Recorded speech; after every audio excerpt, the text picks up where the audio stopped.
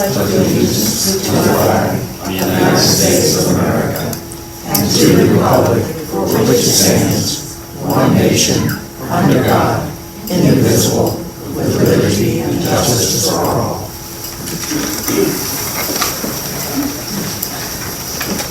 Okay, Molly, we do have a quorum, I think, but you need to call names, is that not correct? I do not have to be already announced that we have a quorum, so we're okay. All right, fine.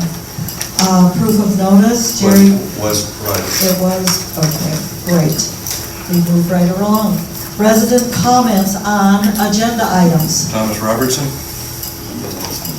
I apologize. I was going to say, it was about 3 months ago, we were almost given the written information for the telecommunications fund.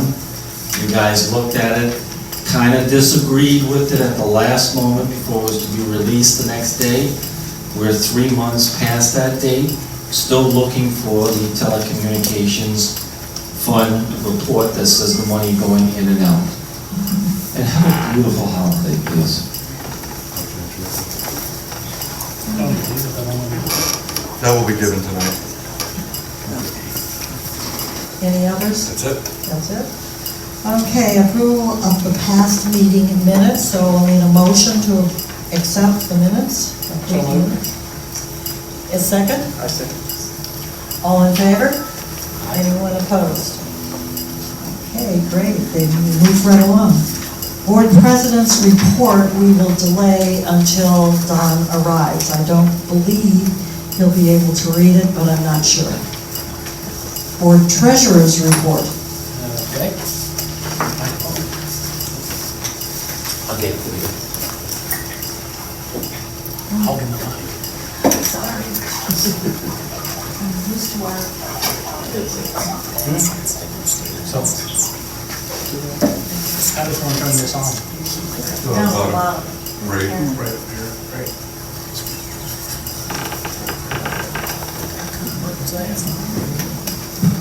Okay, Treasurer's report. November 31 financial highlights. There are none. As of November 31st, financial statements have not been issued as of this day. Since our May meeting, the general manager has worked to recast the budget to ensure that at the end of the year, we are near our budgeted amounts. As of November 31, which is 91.66% of the year, we have recognized an unknown amount of budgeted revenues and an unknown amount of budgeted expenditures, again, unknown as of November 31 financial statements have not been issued as of this date. There were no CDs maturing in November. The report on the December 12th meeting of the Finance Committee are incorporated herein to this report. And I'll go over those in a second, but 2 items. Arrangements were to have been made to begin to auto-pay our credit cards to avoid delays, which cause us to incur interest and late charges. However, the replacement of the Pope head of accounting has stalled this process. We were to obtain a cashback credit card to pay utility bills on time. However, the replacement of the Pope head of accounting has stalled this process as well. The Finance Committee report. Financial statement review of the October 31, 2019 financials were reviewed and the committee had no questions. Review of investments. One of the subcommittees that we had is the investment policy, and this is the results of that. Subcommittee Chair David Sagani presented the following statement. Based on what I perceived as past BOD policy, the new board may develop its own ideas in this area. I would defer these actions and directives to the board, and I would defer to these actions and directives the board would ask the Finance Committee to research. My baseline would be for the BOD to consider hiring a professional institutional money manager with a minimum of $100 million in assets under management. Secondly, I would suggest the BOD may want to style asset management along the lines of how foundations approach long-term money management, i.e. multiple asset classes, income production above real return, etc. The Finance Committee endorsed this statement and voted to forward it to the board with a comment to stay the course unless the board is willing to accept more risk in order to return a higher rate of return. So that is the Finance Committee's recommendation to the board, stay the course as we are, unless you want to get more risk and get a higher rate of return. Like I said, CDs are down now to 1.65, 1.75%, so we can do better if we want to, but it will be more risky. The status of current and future budgets was discussed by the general manager. Subcommittee projects, the investment policy statement I just gave, the telecommunications fund. The subcommittee stated that in their opinion, the Polk accounting in regard to the telecommunications fund is sufficient to represent current values. There have been numerous accountings with regard to the balance of this fund over time, and the committee cannot verify what occurred prior to this finance committee being seated. They are satisfied with the balance that exists today so long as withdrawals have been accurately documented. And with this statement, the project was completed. A review, reserve fund review. The finance committee will meet in January, and I just found out today, Jason Warren, the new head of accounting for Polk, cannot come to the January meeting, but he will come to our February meeting. So we will meet in February with Mr. Jason Warren. And at this time, the subcommittee will make requests for specific data to complete this project. Fourth project was operating cash flow analysis. The subcommittee reported that after review of the financials for the month ending October 2019 and year-to-date 2019, it does appear that the operational cash flow of Sandoval has improved over the past several months. Primarily, it could be contributed to the association's operational expense control protocols implemented by General Manager Jerry Evans and Board Member/Treasurer William Tubb. Continued attention to the expense containment and attention to expense budget variances should be a priority of management through the December 31, 2019. These comments regarding cash flow do not make any assumptions on any extraordinary expenses, timing of receivables/payables, or accruals not incurred in the financial statements through October 31st, 2019, or undisclosed expenses through year-end 2019. With this statement, the project is completed. RFP, request for proposal process. A draft RFP document was submitted to the general manager. He's incorporated this document into his current common area landscape contract RFP, and once it's completed, the subcommittee will review with the GM the effectiveness and how to proceed. That doesn't mean the committee is going to review what is going out now for the landscaping, but they will do an after-action meeting to say, here's what we did, here's what we sent out, and do we need to change anything on future RFPs? And future projects, number one is the future process for funding reserves. Number two is the clubhouse expansion project, expenditures to be submitted to the ad hoc committee, tasked with reviewing the feasibility of proceeding with the clubhouse expansion project. Number three, expenditures for landscaping needs and if they contribute to the restoring the Sandoval to the status enjoyed prior to Bonita Bay leaving. Number four is risk management analysis. And number five is a follow-up form to track board actions on committee recommendations. And that concluded the finance committee meeting. Sure. So one comment I have that I think we've been negligent and I take responsibility for it is anytime the finance committee makes a recommendation, I think that maybe it's only been once before, they had some recommendations, I think it was based on a credit card audit perhaps, but I think we have an obligation, once a recommendation is made in this board meeting, to put it on the agenda for the next board meeting to formally adopt, whereas before, I think we've done them, but it was just never a formal action. But this is something I think we owe to all of our committees, not just the finance committee. I did have a question. Is the missed deadline regarding the financials prior to the board meeting a one-time deal, or is this post-position moving forward that we will not get the financials? This is a one-time deal, and I expect the financials to be delivered by the 20th every month. Okay. Do we have an expectation of when these financials? It's not yet by the 20th. It's not a one-time deal. Polk has hardened their schedule. Before, we were getting our financials around the 15th of the month. Their schedule now is that they will close accounts payable on the 15th of the month. And they will drop financial statements on the 20th of the month. So because of Christmas, we moved forward and we're meeting before the 20th of the month. So I fully expect that we will get our financials tomorrow or Monday. Jerry, do we need to adjust our meeting schedule then, to make sure that we have these financials prior to the board meeting? I think that's imperative. So the only anomaly is Thanksgiving and Christmas. So we actually did adjust our board meeting schedule. So the option could always be to adjust it the different direction. Rather than go a week earlier, we could go a week later. And we might consider that tonight when we approve the 2020 board meeting schedule. So the last thing I'll say on the decision to move financial deliveries from the 15th to the 20th, that the primary concern was the accuracy of the financials, and not to say that the financials are not accurate at the end result, but what I'm talking about is accruals, meaning when you get a set of financials on the 15th, there's little time between the time the end of the month hits and the 15th when the books close to get any slow invoices in.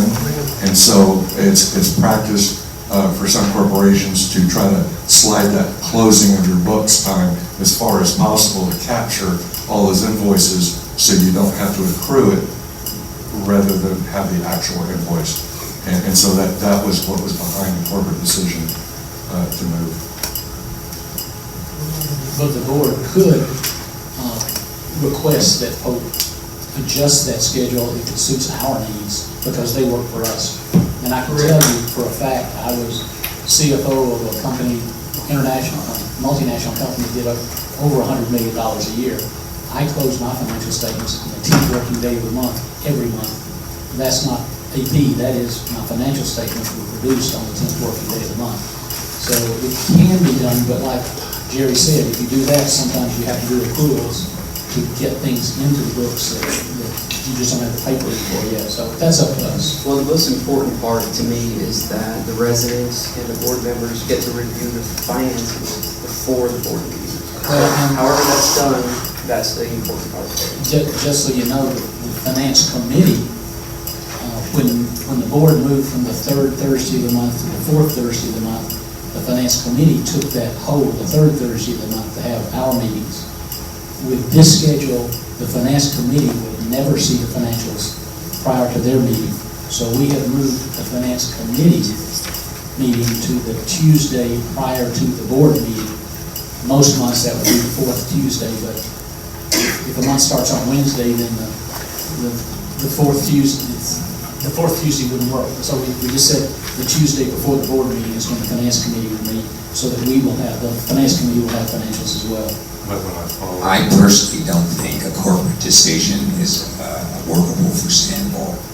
I think we need to tell them that their closing date has to be adjusted to work our schedule, because what happened is that this year, our meetings were scheduled for the third of the week, the third Thursday of the month, and we moved it to the fourth because they never could meet the deadline for the third, and now they've changed their standards, so they're going to be squeezing. You're going to be within a day or two. Everybody's going to be scrambling around to get these things, and I don't think that's the way to operate.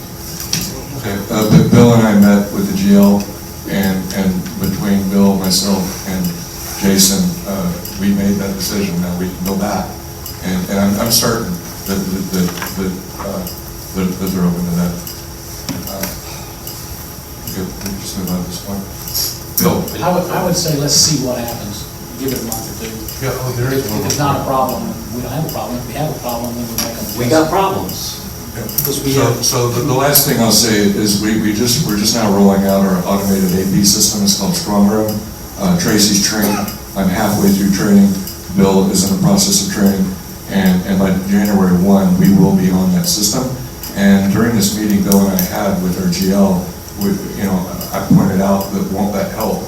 I didn't necessarily support the move up front, and he acknowledged that should help, and they will revisit after Strong Room continues. And basically, the efficiency of Strong Room and getting our invoicing in early will enable us to have more accurate financials, meaning more actual invoices come in sooner. And Bill, just to follow up what you had mentioned, I believe it was the subcommittee or an ad hoc committee where Dave Saganek, I believe, had mentioned the rate of return that we're getting right now for our investments. The board may want to look into some other financial vehicles to attain a better interest rate, that would be up to the board.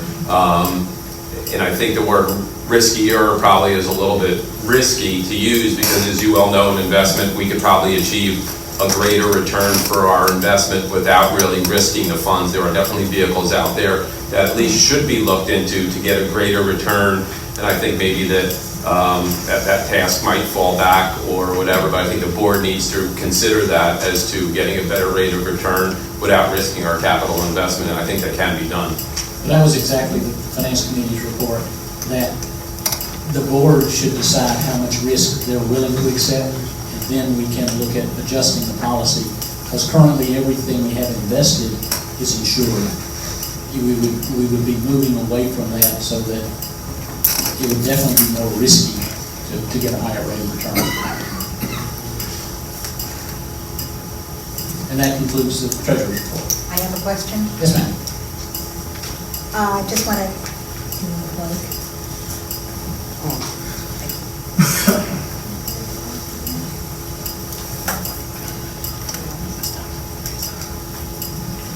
Thank you. I just want to make sure that I have it down correctly, that head of finance, Jason Warren, will be, is it the finance committee meeting in February or the board meeting in February? The Finance Committee. He was invited to the January meeting, but he can't make that, so he will be here for the February meeting of the Finance Committee. Shall we back up and hear the president's report? Maybe you can talk. do you want someone to read for you, John? I'll do my best. I'll let Marilyn continue in her role here. Okay, it's a great pleasure to me to give you a very positive report this evening. Your board has been busy addressing the 84-acre project, as members recently met with an Insight engineering firm to discuss how this project impacts our community. We expressed our security concerns and we positively acknowledged and were promised to develop and would be consulted regarding his concurrence. What I'm also going to say, that I think there's a report that's coming later in the meeting about this. As a matter of fact, I have the wrong president's report. I don't have my December one. So what I wanted to tell you, that is true. The aeration projects is moving along almost to completion. There are just a couple of places where they had some snags that they are addressing. The street lights were put in today, and according to Steve Hayden, who gave me a phone call, they're all illuminated now. So I think that's a very positive thing. I think that the electronic voting is still moving along quite well, and I'm very pleased with how they are testing different facets of that so that it will be able to roll out without any hitches.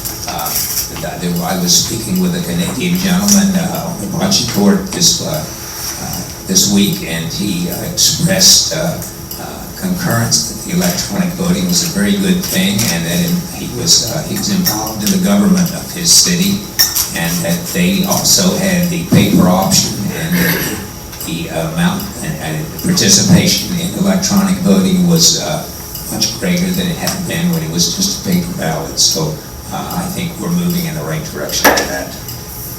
And I also want to, from my family to all of yours, wish you all a Merry Christmas, Happy New Year, and a Happy Hanukkah, and look forward to a great 2020 from my family to yours. Thank you. And if you get a chance to drive down Stony Hill, oh my goodness, those houses are decorated so beautifully. There are a lot of streets besides that one. I think I've been out 3 times in the last week just to drive neighborhoods. But it does put you in the Christmas spirit. Jerry, your report? Yes, thank you. So this is more for the board internal, but I sent an email out tonight for everybody's reference. We're doing an RFP for the common area landscaping, and it's not that we're dissatisfied with Crawford. It's just that for our fiduciary responsibility, we want to bid it out and have them sharpen their pencil a little bit. So we're going through that, and I did send the RFP to everybody tonight, and I believe you have a January 3rd deadline to give me back comments or edits, and that document includes the RFP and includes a form of agreement, basically the contract terms, and it also includes associated forms for them to fill out. So Allison also has the latest copy. I'll be getting feedback from her as well. Just wanted to alert you guys and make sure everybody has received that. Next thing, ID cards in common areas. So we've been having, some of you may know, some may not, we had a significant incident, I think it was too big, but a significant incident at the basketball court about 3 or 4 weeks ago, where there was probably 30 guys out there, young, either teenagers or young adults, playing basketball. The language was getting out of hand, and so we intervened, and they were stealing out of cars. The police were called. No physical incidences, but since then we added a post order for our security guards who get here at 8 o'clock now to be there from 8:15 to 9:30, and that is helping tremendously. And what they're doing is IDing the folks out there and making sure they're Sandoval residents or guests, and they're also talking to them about their behavior and language, and because as everybody knows, the playground is very close to there. So the other thing that we are going to enforce, it's been a rule, but I don't think it's been enforced, is and enforce is a strong word. I think what I need to let the residents know is you should carry your Sandoval ID card anytime you're using amenities. And we all know you need it to get the pool, so that's not going to be the issue. But if you're playing tennis, technically if you're playing bocce ball, if you're on the playground, if you're on the basketball court, the volleyball court, we're asking for everybody to have their Sandoval ID card just so we can discern who is residents and who is not residents, who are not residents. So, and the fact is that every time we've gone out with a large amount of people in one of the areas, we have found that at least, in my opinion, at least 50% of a large group ends up leaving because they can't produce the ID. So for right this moment, we are enforcing to be a Sandoval resident, but if you don't have your ID card, I am allowing a driver's license to be used until I can get an e-blast out to everybody in the community, really aiming for the parents to let the kids know if they're going to use the amenities, because that's by far the amount of people on the basketball courts and volleyball courts are minors, not the actual residents. So it really be able to tell everybody, hey, be sure and tell yourself and everybody in your family to have these ID cards. Jerry, when can we expect that to go out? Yeah, so the holidays are upon us. Within the next week or so, we will get an e-blast out alerting everybody, and then we'll give an e-blast. I'll explain. We'll probably give another week for people to get in and get your ID cards if you don't have them, and then from that point forward, we will be strictly enforcing. Doesn't mean that we're going to post security to go out every single amenity every hour. It just means that you're susceptible to being asked. And what does susceptible mean? That means if there's a large gathering of people that are being loud and boisterous, I'm certain we're going to go over there and check it out.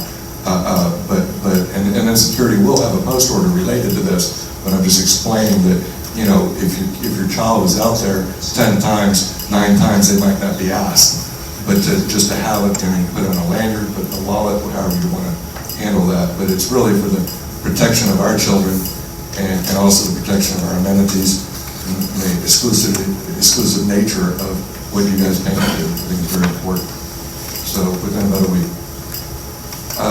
Gates in general, I would say the gate strikes, I don't know if you guys have noticed it, but we are way down on gate strikes. And the only thing I can attest to that is a combination of everything we're doing. I don't think there's one thing we've done to create the reduction in gate strikes over the last 4 weeks, but I think it's a combination of fines and that word getting around, and I think it's a combination of that and communication. And then, you know, we still have some gate inconsistencies out there, and we continue to work on them. Right now, we've got a mechanical issue at the iron gate at the veterans guest entry. It has a tendency to override the curb. It goes too far when it opens. It's a relay switch, I'm told, but and I've been in contact with our gate company tonight, so it should hopefully be fixed tomorrow. But I guess the message I'm giving is overall gates in general are getting a lot better, but we still have a lot of work to do. reminder about the Trafalgar Gate. So everybody knows about 4 weeks ago, the Trafalgar Gate, the Iron Gate has been left open, and that's due to a operator that we need to replace. About a few days after the last board meeting, maybe a week after the last board meeting, it was brought to us what we needed to make the repair. The motherboard went out on the gate, and I erred, and I was getting ready. I got bid, and I was getting ready to move forward with it, and a board member brought to my attention, "Oh, Jerry, wait a minute, this is a reserve, so it needs to go before the board." So the reason I'm mentioning that, well, for one thing, I think it's the first reserve expense that I initiated on my own, and I wasn't used to that. No excuse, but I think the message I'm giving is this board is so transparent and wants to do the right thing. There's safety nets in place to ensure someone like me can't go forward and do a reserve expense, no matter how inexpensive it is, without full board approval. So our system works, is the message I'm giving you. And as it turns out, we did not end up needing to use reserves. I got an alternate bid rather than to buy an operator. For those of you who don't know, the operator is the bigger unit that primarily includes two components, a motor and a motherboard. There's associated parts with that too. And so what Al Rober and Don Wells did was for about $90, or under $100, and a lot of elbow grease and labor, they connected the two swing gates into one gate. And as you've been following board meetings, previous board meetings, we've been wanting to do that.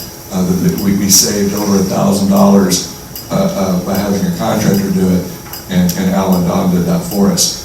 So now what we're doing, instead of replacing the operator, we're using spare parts, basically. We've got one motherboard that's bad, and one operator, but the other operator works fine, so we're combining both operators into one good unit for Trafalgar. That proposal was approved Monday or Tuesday, and so it should happen. With the holidays, everything's in a flux, but they've got it and they're ready to go on it, and it's the same group that did our lights for us, so I think they have some room in their schedule that just opened up. So that's what's going on with Trafalgar Gate. Next thing I want to mention is, and this was brought to me recently, tree, I think it's called hat racking, basically butchering trees. We still have some issues going out there, and what's happening is, I don't know necessarily if they're taking it on their own initiative, or if they're getting a letter from Carol, a violation letter, but homeowners are either using companies that don't have the knowledge to prune trees, and I'm talking palm trees and hardwood trees. Either they don't have the knowledge to do it, or the homeowner's trying to save a buck and maybe get their chainsaw out or whatever. And listen, there's a few trees out there that look horrible, and I received pictures of them. So there is a city ordinance that speaks to that, and there are penalties. Our deed restrictions allow us to enforce the city ordinance, meaning to send them a violation letter for local laws. And Carol is doing that. So please, the thing is here, if your tree needs to be pruned, you can go on our website and you can see approved practices and best practices on pruning your trees. And if you have any questions after going to the website, feel free to call us. If I can't answer it, if Carol can't answer it, we'll get Carol Terrilio or Allison Johnson to help with the answer, but we will find an answer for you. So please do that rather than moving forward on your own. I know it's expensive, but it's going to take 5-10 years for a tree, one of the worst ones I saw today, to get back to what I think is normal. Deed restriction enforcement, the gate strikes, just like deed restriction enforcement, is going really well. We're not quite what I consider on a normal routine schedule, but we have done so much work out there that if you drove 3 or 4 months ago, and drove out there again today and had a side-by-side picture, there's a significant difference, and I really appreciate everything. And I would say, what's more amazing than anything else, I think people just word of mouth have heard about other people getting violations, so they're taking their own initiative and doing things, and we're not even sending letters to someone, and the whole community is moving up a little bit, especially in some of our areas that had some challenges. So thank you guys for that. Coupons, everybody should have received their coupons last week. for their 2020 HOA assessments. If you did not receive them, contact our office, and we'll sort it. It's probably a mailing address issue. I'm told we don't have a lot of those now, but if you haven't received your coupons, contact us and we'll get them to you. Very unfortunate, I don't think anybody on the board knows this. Our red buckets at the pool feature, they're chipping again. So we contacted Infinite Aquatic today, haven't spoken to them yet, but I feel it's going to be pulling teeth to get them out here, but we're going to have to be diligent and aggressive with them. This will be, if everything everybody knows, the pool feature, it was done before I got here, I think, and then about, I think it was the week the kids went back to school, they came out and repainted them, and now 6 months later, not even 6 months, they're chipping. So we're on top of that. Holiday trash schedule, Thursday trash pickup will be picked up Friday. And the last thing I have is Bob Palmer has retired. He has resigned from Pope Golf and Sandoval, and he is retired. So kudos to Bob, and we wanted to do something for him, at least as a staff, and I actually was trying to have him here at the board meeting. We were going to do something for him a little earlier tonight, but he's traveling out of the state.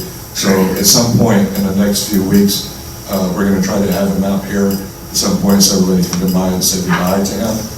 And he did a really good job for us, and we're thankful to have him for so long. Megan Alcover is his replacement, and Megan is hitting it. We are really, really happy with her performance. So if you guys see Megan walking around, we'll welcome her to a full-time position. She's been helping us out. Bob, as you know, I think I mentioned in one of the last board meetings, was injured, and he's rehabbing through that. And so Megan was helping us out through that period.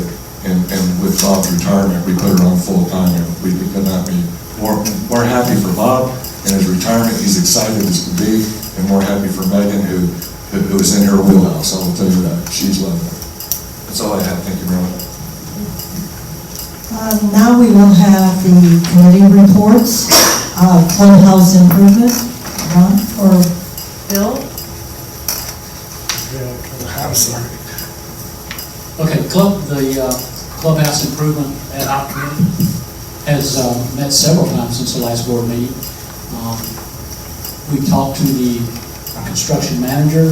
The board has not voted to hire an architect yet. At some point in time, we need to bring a recommendation forward for the board to officially do that. But we've talked with probably the front runner in the group of architects. He has some really good ideas, but he and the construction manager are meeting now.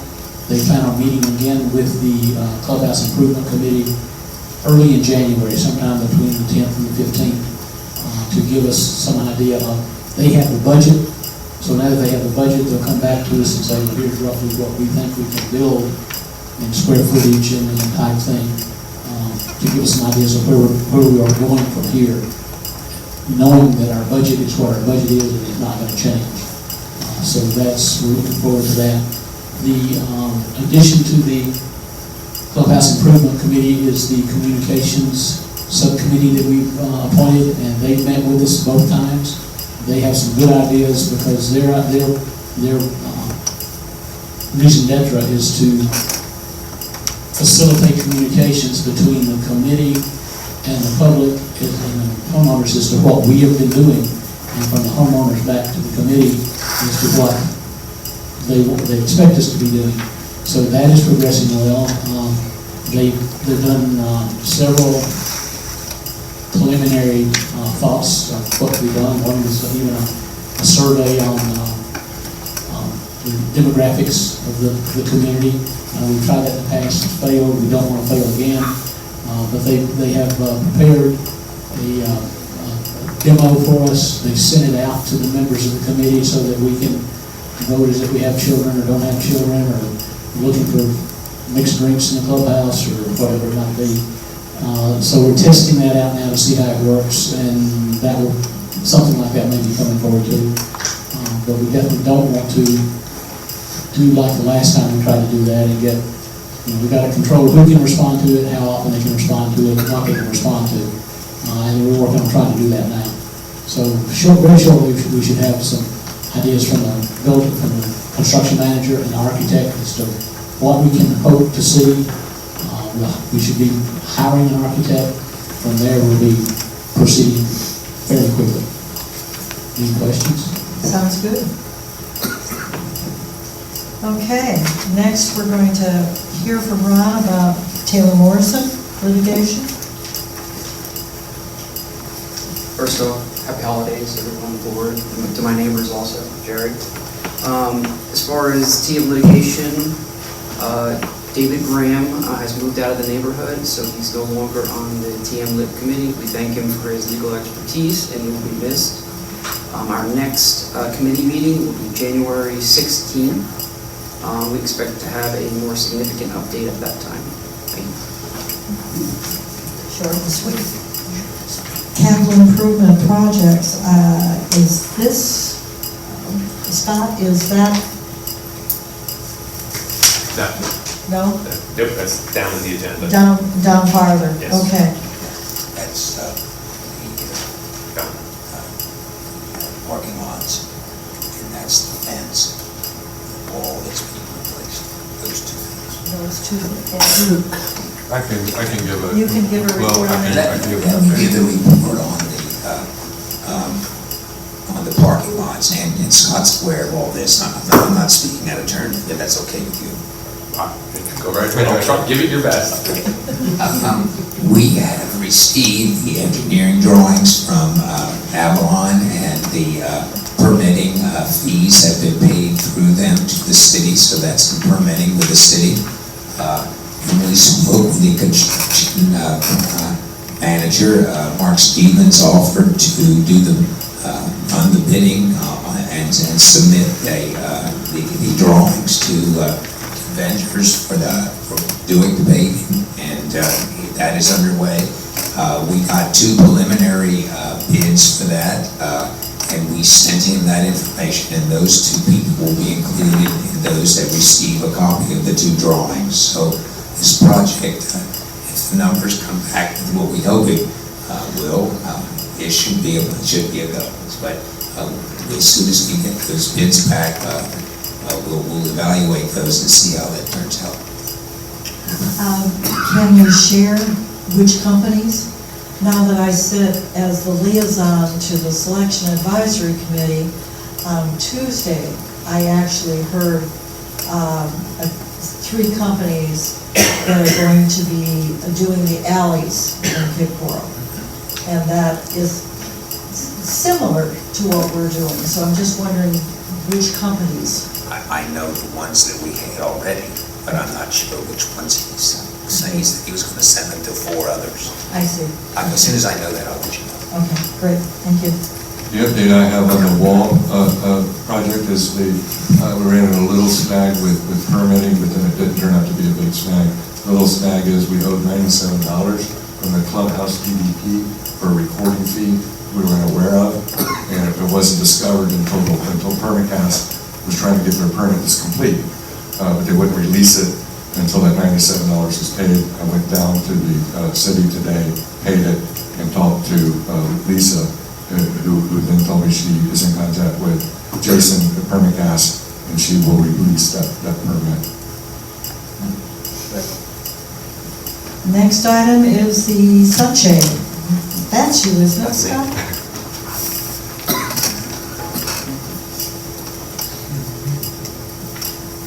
I hate to say status quo, but what we recently had was one of our members from the Sunshade Committee, Todd Lynn, was able to procure a survey/site plan, which was given to the city, which Jerry, I believe you may have a better answer on that. Has the city accepted what we've given them yet, or? There's no word. Object. So we're still waiting on the city so we can get a shovel in the ground and start doing this. So that's where we stand with the Sunshade.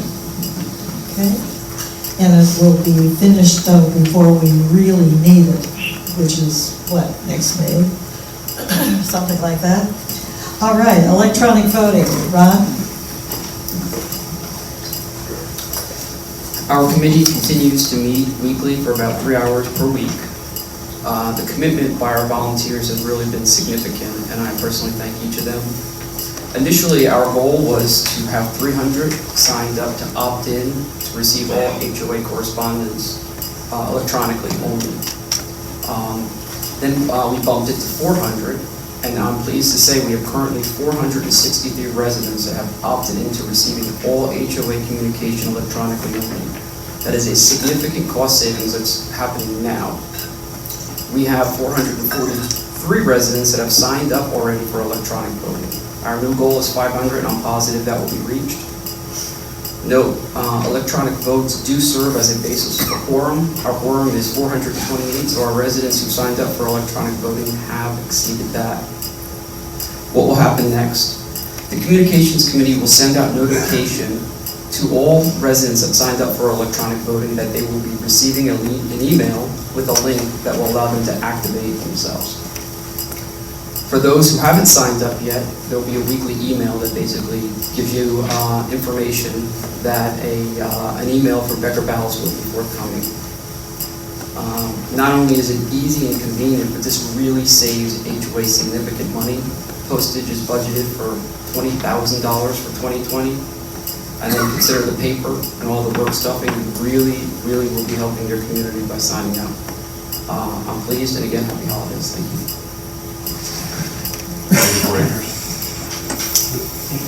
It's not an agenda item, meaning there's not business to be taken, but Ron asked for an opportunity to talk about 84 acres. Okay. A group of us met with Insight today in their Fort Myers office. We met in their Fort Myers office so they can have all the plans and put them right in front of us. We've requested a number of things, a number of clarifications. We got some questions from residents. The first thing we raised to them today was that we want a cement wall, not a fence, but at each of the 3 access points from 84 acres to our property. And we didn't want the term fence on the plan submitted to the city. We wanted it to specify cement. We also wanted to specify that this was to restrict access. This wasn't a sound barrier. This wasn't aesthetics. It was to restrict access so they don't build a fence close to the access point. So not only did we want the cement fence, we wanted some chain link that actually goes into the water. I'm pleased that they have committed to doing that. They've committed to being very specific on the plans that are being submitted to the city, and we received them today. And it does say cement fence at all 3 access points. You want to show them where they are? You want to show them? All of them. Certainly not.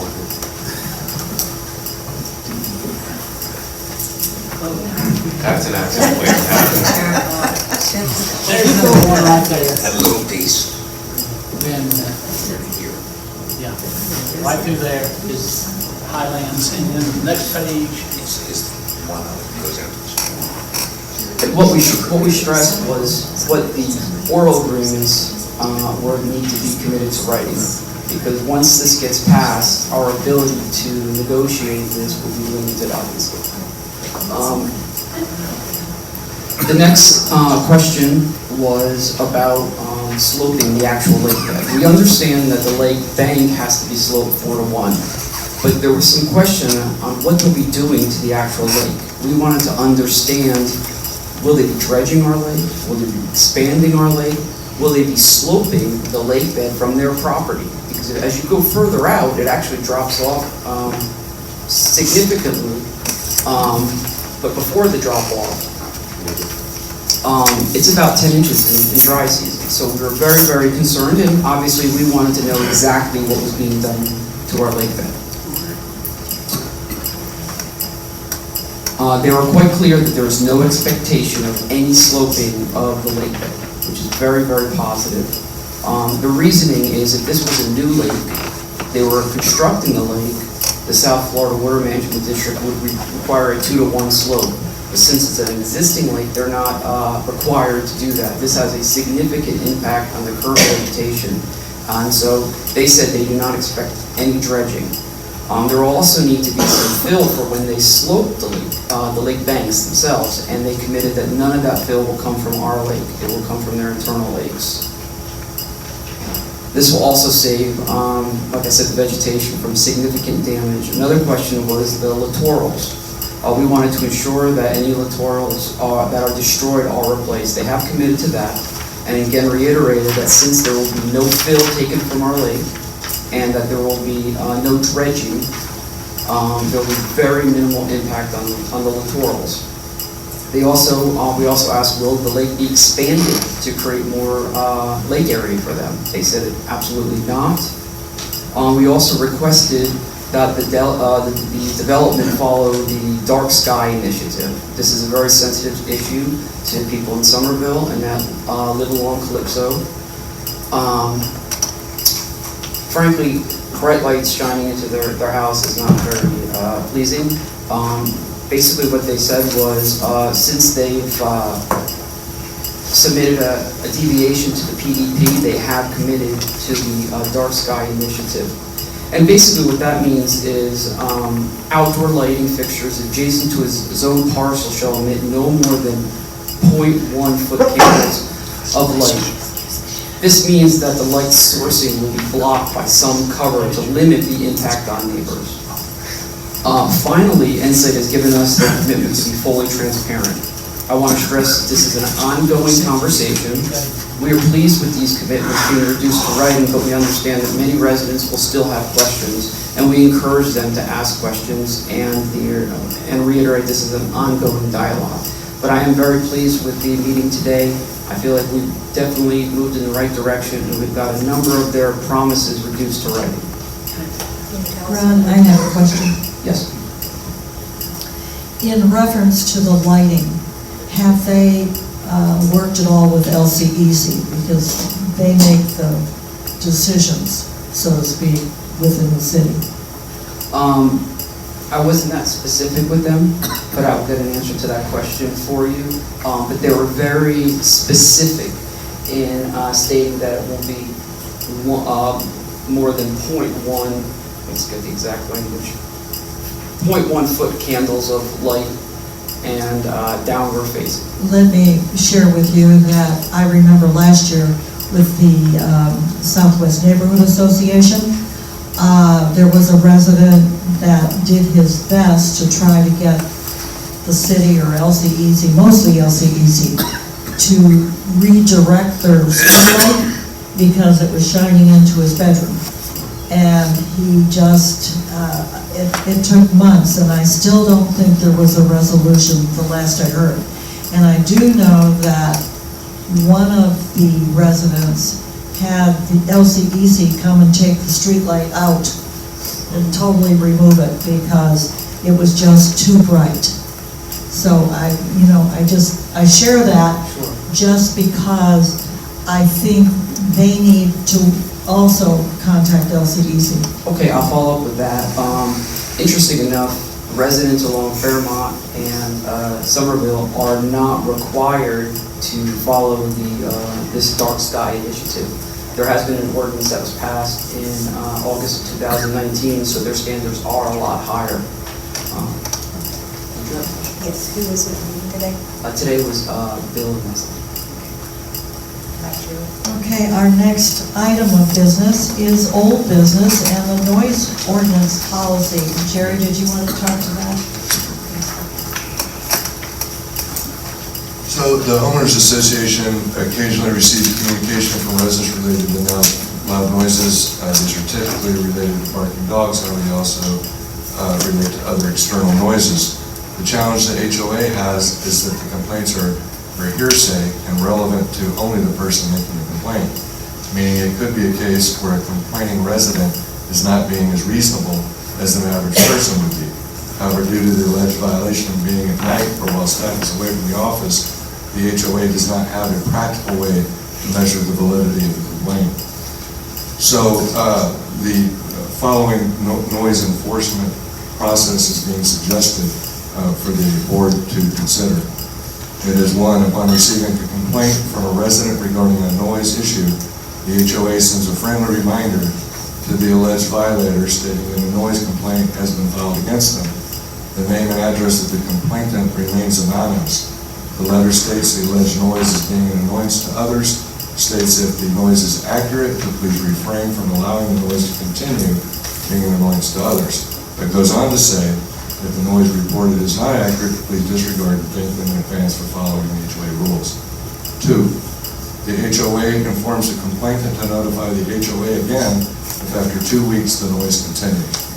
3, the HOA informs the complainant that they may also pursue the enforcement with the City of Cape Coral by calling non-emergency police number, and the Cape Coral noise ordinance is included on the following pages.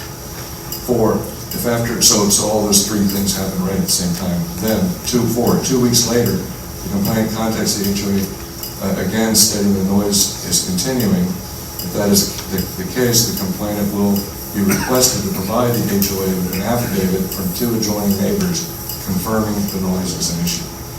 5, upon receiving an affidavit from 2 adjoining neighbors confirming the noise has been a nuisance, the HOA will send a second letter, the more formal letter stating the violation and providing the resident with 10 days to cure the violation or potentially be fined and suspended for the noise nuisance.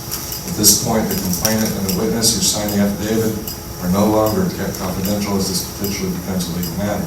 6, the HOA informs the complainant to notify the HOA again if after 2 weeks the noise continues. Lastly, if after an additional 2 weeks, the complainant contacts the HOA again stating the noise is continuing, the violator will be brought to the Board of Directors with a recommendation for a fine and a hearing date set as routine protocol for all deed restriction violations at this point in the process.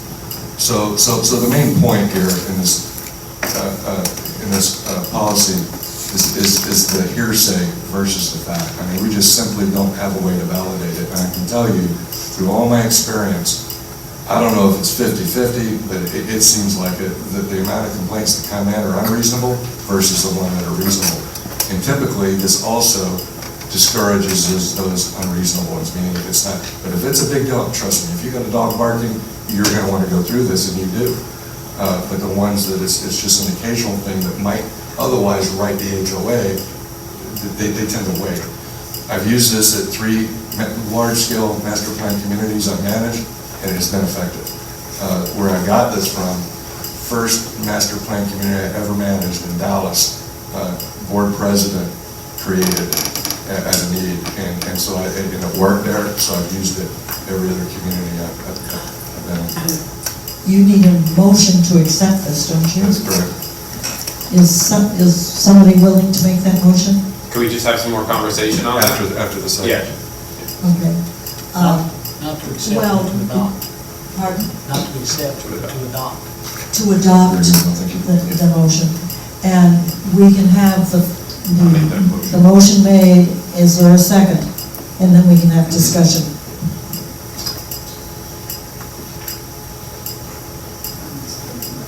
No, you'll second, okay. Second for discussion. And now, Scott, you had something. Just a quick question, I might have missed anywhere in there. You know, when we look at a noise complaint that's persistent, let's just say construction, where somebody's getting a new roof, I think that policy is valid. And I didn't hear it, maybe I missed it, but if we have a barking dog for somebody who's working shift work to go through that's a moot point. So I know the city has a noise ordinance policy, and maybe for violations that are acute and not chronic, we should be addressing the city, because when you have a sworn police officer come to your property and validates that as a noise breaking the city's noise ordinance, I think that carries more weight and credence than this hearsay thing that we're trying to avoid. So for an acute issue, I think we need to defer to the city rather than a chronic issue. And let me share with you, after the city council passed the noise ordinance, and not everybody was in favor, I think it was a 5-2 vote. Anyway, we did receive emails, several emails from residents thanking the council for passing that noise ordinance. The only email that we received that felt dogs should have been included was from a resident who has a neighbor whose dog continually is on the lanai and continually barks. And speaking to the neighbor with the dog, it helps for a couple of weeks, and then the dog's out there and barking again. But evidently, our noise ordinance does not pertain to dogs. And the recommendation to her was to contact the Lee County Animal Control and have them come out. But I thought what I read in reading the packet and reading your suggestion, I thought I would take that back to the city and see if they could not include it, because it made sense to me. But the city would adopt this and solve all of our problems. Yeah, but it takes the city forever to get something, it seems to me. It takes longer than I think it should. But, and if we do it, then we can move forward quicker. So, one other fact is, before the last board meeting, I had one complaint recent, is what prompted me to write it. And then since then, I've had one more. And that one more is emailed me twice, and he or she is remaining anonymous. They're coming from an email address that doesn't state their name. So we have another current issue, which is why I asked Don, do you want this to come back on the agenda so soon? Because I think we were trying to wait a little bit for the city, and I wasn't sure the city was done yet. And he thought it was worth considering, as I did too. You know, it's up to the board. The HOA uses it from a management perspective. We use the city code enforcement all the time, because quite honestly, they can act in some cases quicker and more punitively than we can. And so, but this gives people an option, or they can use both. And again, I think it's what you mentioned, I think it's one of those things where the vast majority of people, they probably don't care to it, but if you have a dog barking, it is one of the biggest concerns in your life. You can't sleep, and so. How many altogether in the past year? 3.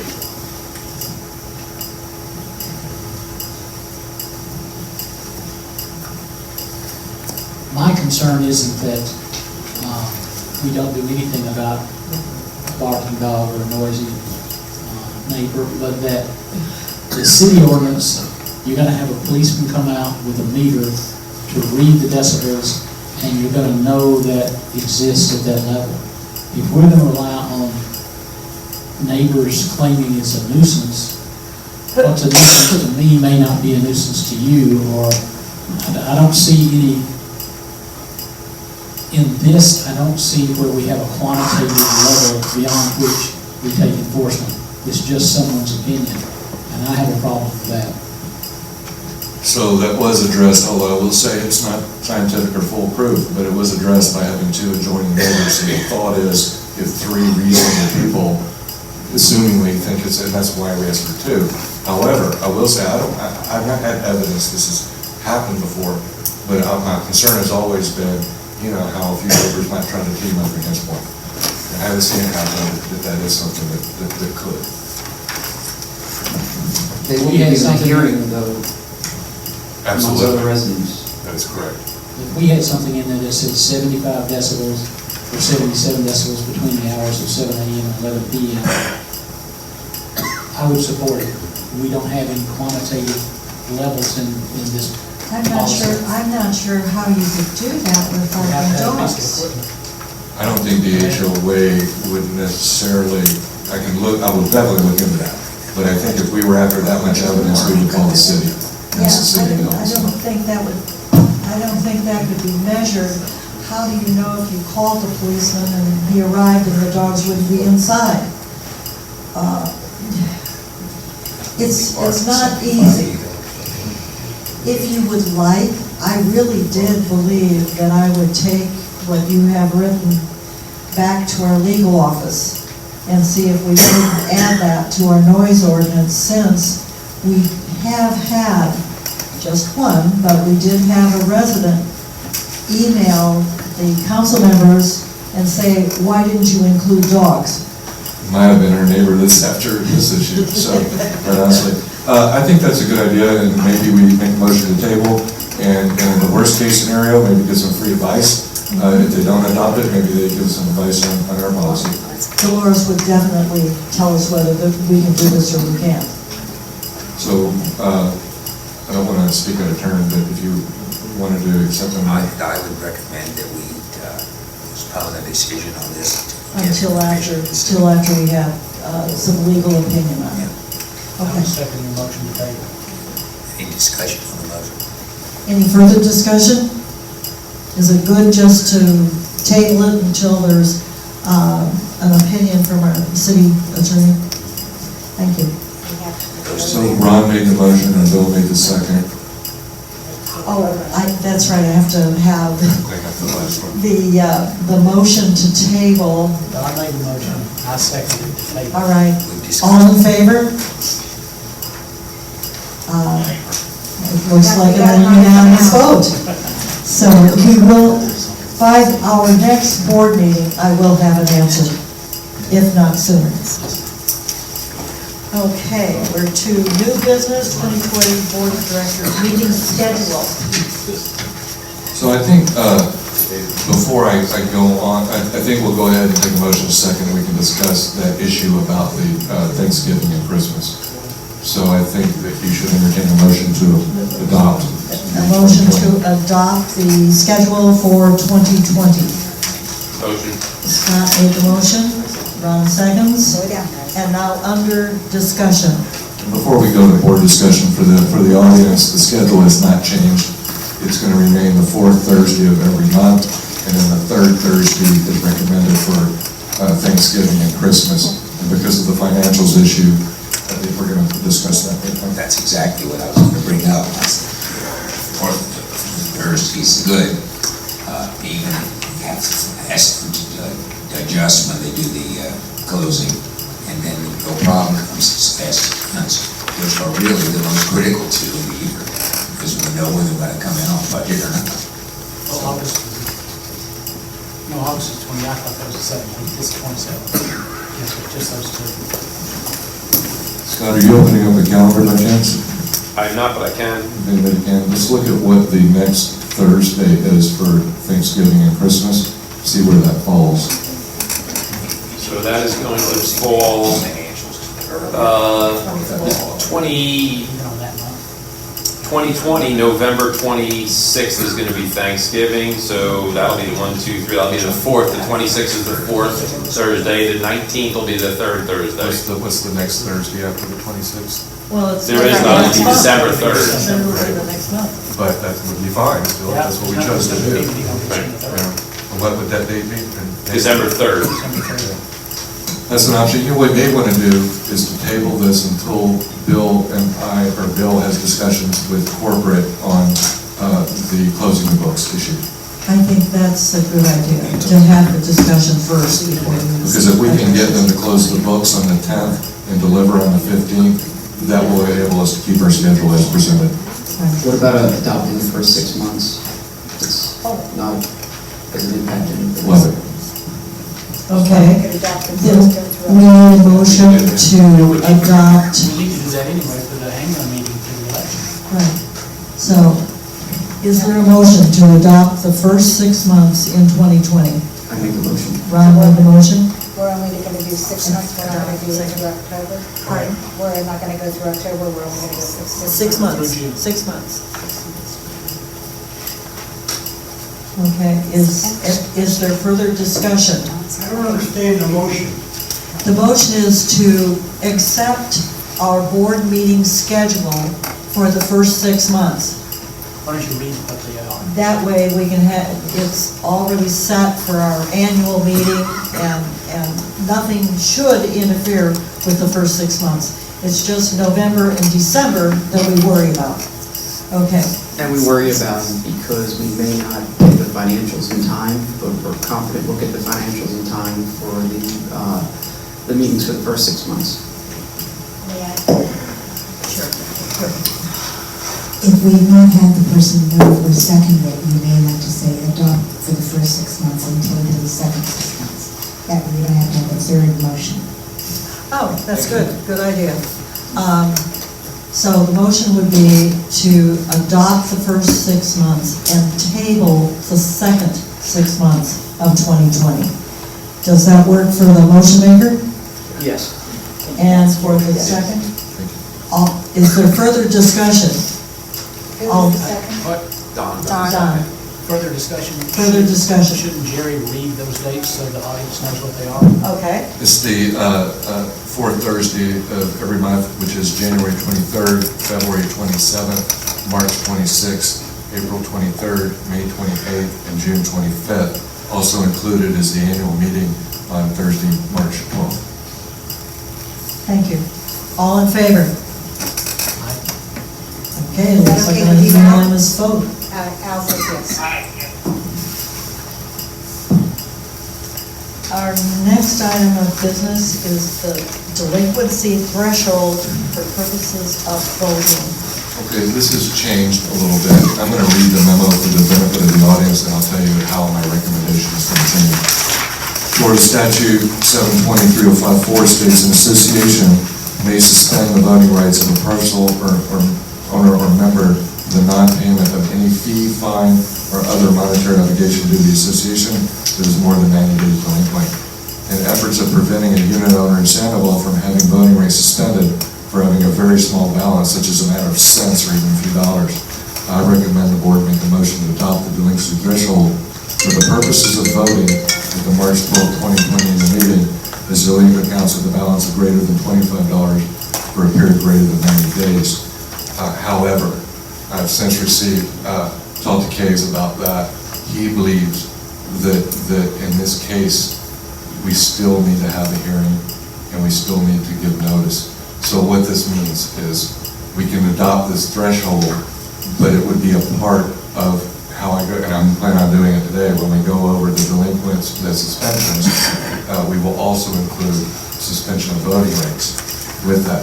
So what that means is, from a practical sense, they have to have a hearing, realizing the date of the hearing and the date of the March 12th meeting.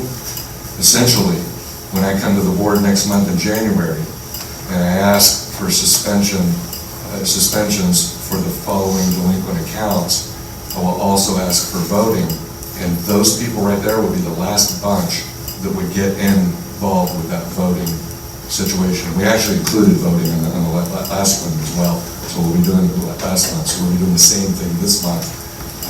And again, so that in February, those people will probably just keep the language voting, just how we say suspension of vehicle tax, suspension of access cards, and I'll just include, and I think we also say suspension of authority to lease. We'll just include voting as a formal thing every month. But just for the board to know, after the January board meeting, anybody else that falls on that threshold will still be able to vote because they wouldn't have had an opportunity for a hearing before the annual meeting. So, what motion do you need? Bill, do you? I have a quick question. I'll make the motion, but I don't see why we would make a motion that pertains only to the March 12, 2020 annual meeting. We don't. Why wouldn't it go forward? We don't. In fact, we need no motion. Okay. Because what I'm going to do is this motion, really, the effect is going to be when we go on the collections report here in a minute, I'm going to include voting in there. Okay. And so it'll just be So routine we business. don't need one. But I don't need one specific for this. Okay, great. So in other words, This action is deferred. No board action is No taken. board action.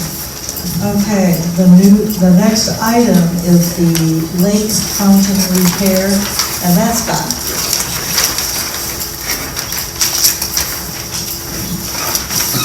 Okay, so I was recently charged with looking into options for the fountain that is currently not operational. Around the end of, bringing everybody up to speed, around the end of October of this year, we had a bid come in to repair the pump.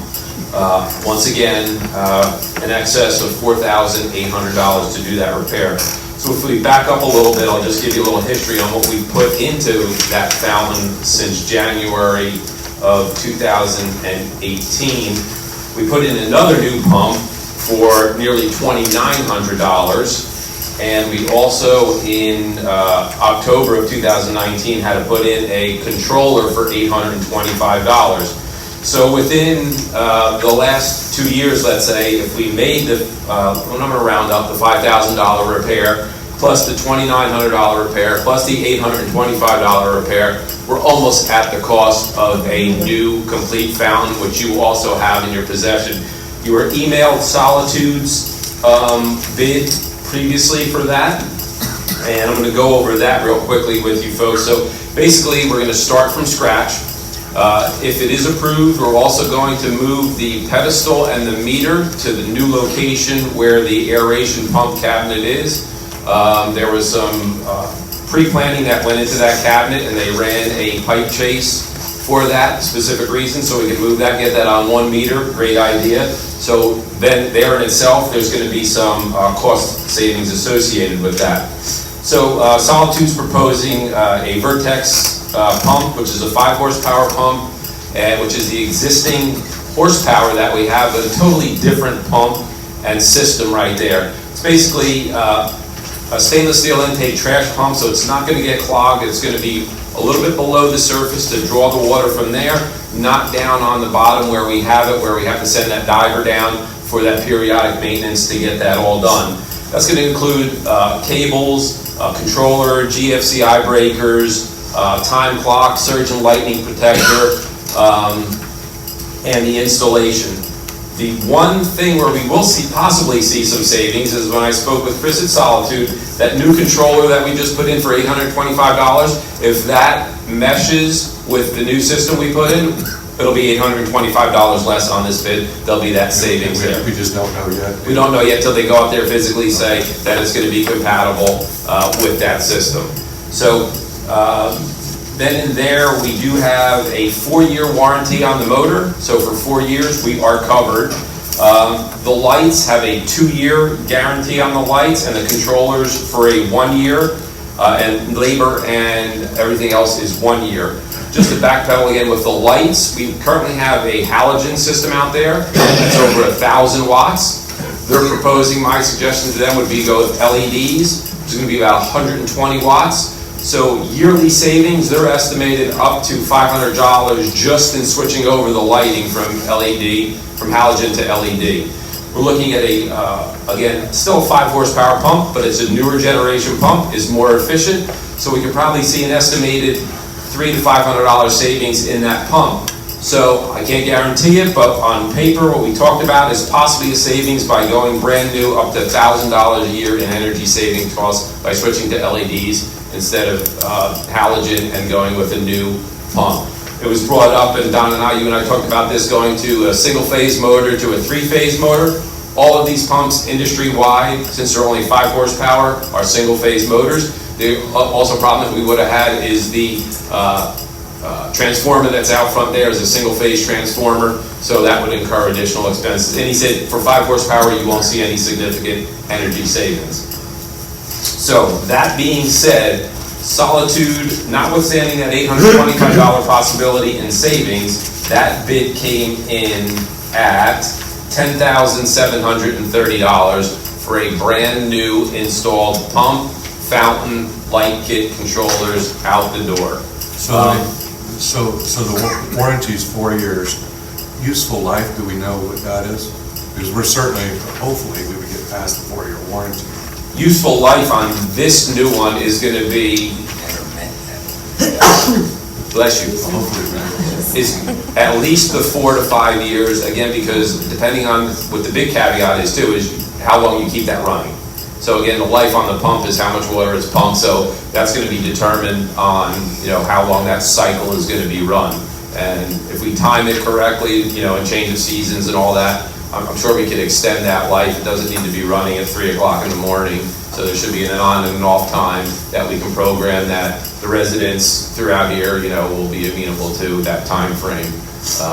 But I know everybody, we all look for additional bids, and I was able to speak with Eagle Fountains, and they kind of weren't very receptive to what my needs were, so they kind of referred me to their website, which I gave you guys here. They are 3 years on the pump, which is a year less, but there's still 1 year on the controller and 1 year on their warranty.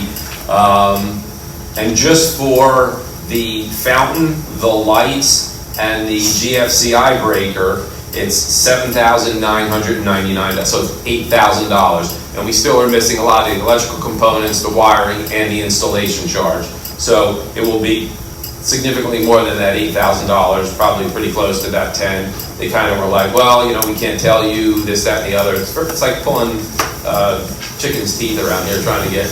Like getting a sunshade bid. Yes.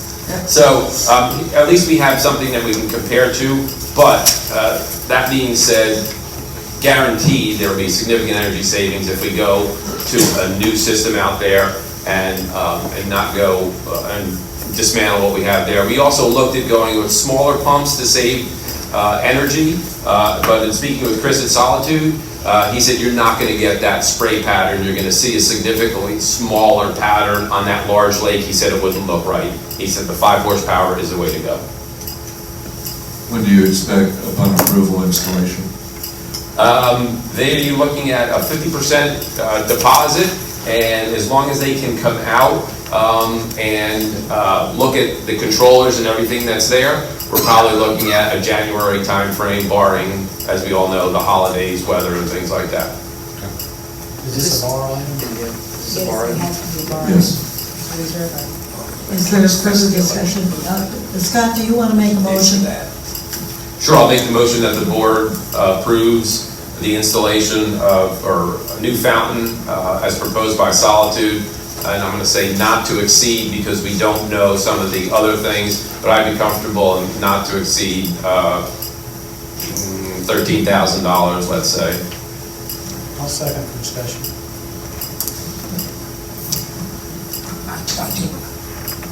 I'd like to point out that the reserve in 2021 and 2023, there's $6,000 plus the hundreds, and I don't know those off the top of my head. The problem that I saw with that reserve study is that the last pump was bought in 2017, so 2-year replacement. It's programmed to the reserve. If it was 17, it should have been this year at 19, and then the following replacement should have been 21. So I think we're missing one replacement that would have been this year, and if that was $6,000.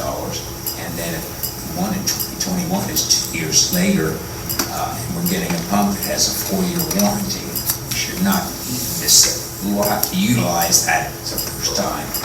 And going forward, the every 2-year replacement should move to every 4. Or 6. Well, hopefully, because you don't replace it unless you need to. And then that was Scott's estimate of the cost, and $13,000 I think is reasonable because we've gotten some bids to move that electrical from one place to the other, and that would cover that.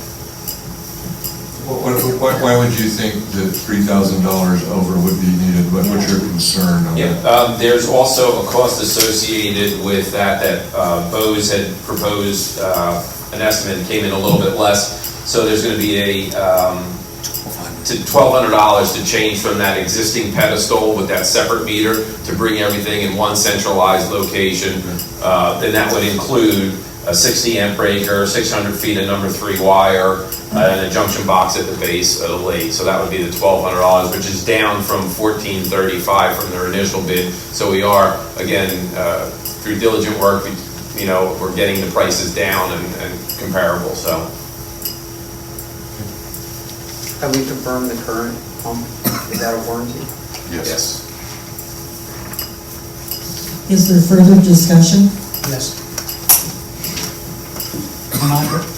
Am I correct in this is strictly a cosmetic fountain, that we put bubblers in the lake to take care of the aeration, and it will not contribute to the aeration of that particular lake? That is correct. So we're making a cosmetic decision here. Yes. Okay. I personally think that fountain looked great. I miss that it's not there any longer. Okay, any further discussion? I would just give you guys one more option, and I just would throw it out there. There is the LED option to upgrade to colored lights. and I wasn't gonna bring it up, but just so you know, we're covering all bases. If you want colored lights out there to change, there's a million different colors, it's a $4,000 option.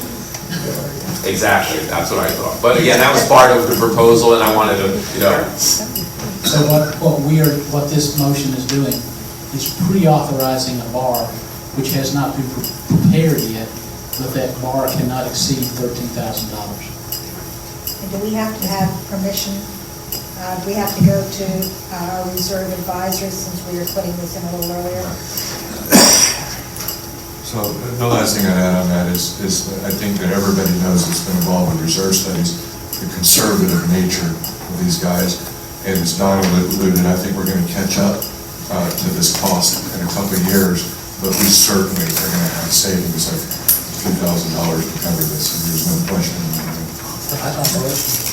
Another very important factor to consider is the frustration of the community of this thing not be working every 18 months, and then it's out for 2 or 3 months, and then getting it back in function, and then you have a pump that works better, and then we're going to eliminate that.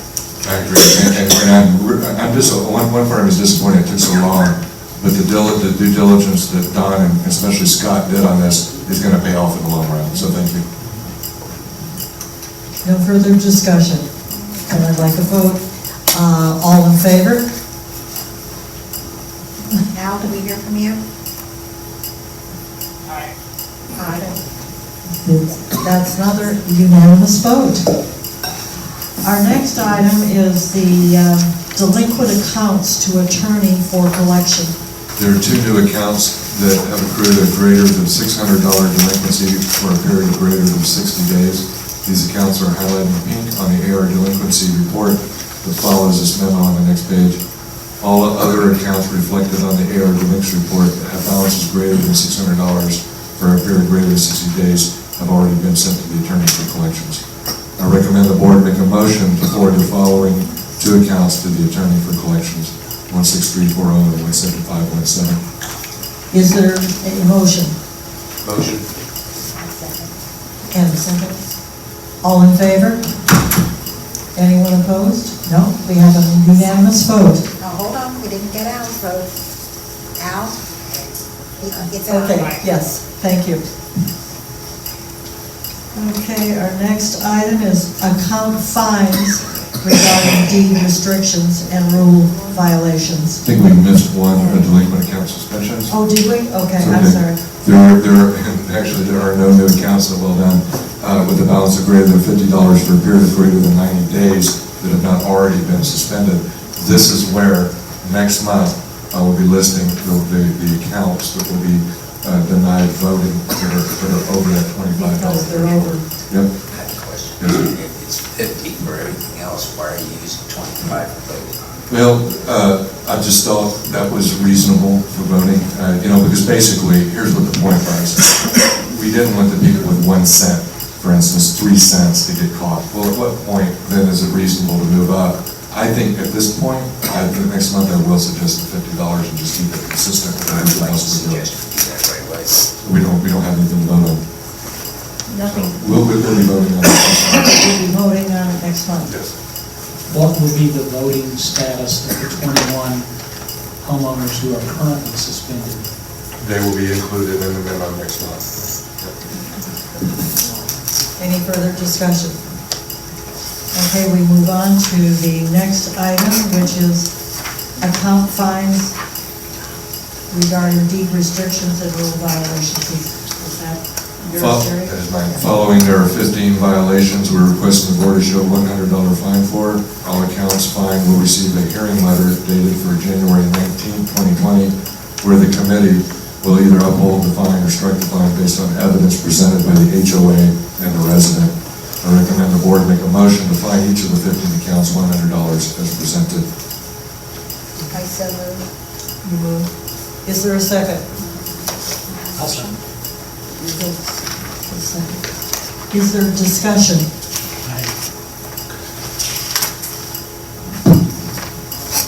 One of the properties you have on your list, I happen to know has been tender deed in lieu of foreclosure, so a bank currently owns it, not the homeowner that you have listed there. Yep, so whoever the owner is would get fined if it's in foreclosure. I think a lot of people know we're by law only allowed to collect 12 months of assessments or 1% of the initial mortgage value, whichever's less. So we're probably going to fine them if they're not going to pay it. That's what's going to happen. My point is, I think all was transferred. I don't think they own it anymore. We will check into that. Yep, thank you.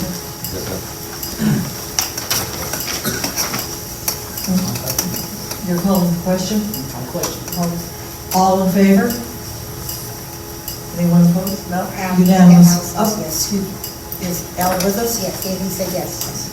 I would like to add one more thing as I'm thinking about this before we go to the next subject. Usually, if the house changes hands, we will do an estoppel, and these violations will be listed on the estoppel, so we don't have to start all over again in the violation process.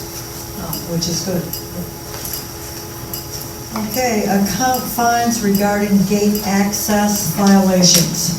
On the following page are 5 gate roll violations that I'm requesting the board issue a $100 fine for. Excuse me, I need to make that $200. The typo in the memo. $100 is for the fine, and $100 is the damage. So I'm requesting a total of, oh, you know what? The board is only voting on the $100, but I need to let you know we're charging them $200 because the only thing the board votes on are statutory fines. But each one of these is getting an additional $100 charge for damages. For the damage. That is correct.